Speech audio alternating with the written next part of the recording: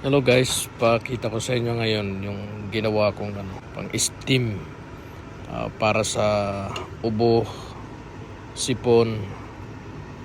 Kasi may ubot sipon tayo, so gumawa ko ng steam sa Bisaya, tuob. Ewan ko lang sa Tagalog ko ng tawag dyan. So ang pinaka-ingredients lang niya, kumuha ko ng dahon ng lemon, isang lemon, tapos 2 dakot ng bigas at saka asin. Tansyahin nyo na lang yung asin.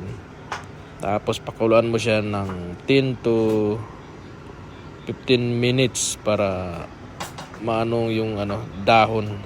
Talagang makulo siya ng gusto. Tapos pag after 10 to 15 minutes na, so before siya matapos kumulo, ready mo na yung paglilipatan niya. Ilipat mo siya sa timba. Tapos mag-ready ka na rin ng kumot.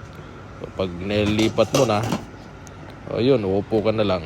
Tapos ilagay mo yung pinakuluan mo, ilipat mo sa timba para hindi naman siya masyadong mainit pag nadali yung tuhod mo or paa.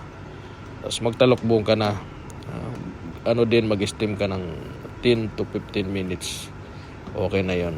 Tapos pag nasa loob ka, inhale, exhale na lang para maginhawaan yung pakiramdam mo. So kung nagustuhan nyo ang video ito na ginawa ko, pwede nyo rin yang gayahin. Hindi lang yan pag may ubo o sipon. Pwede rin yan regular mo once a week gawin mo. So yan, bye bye.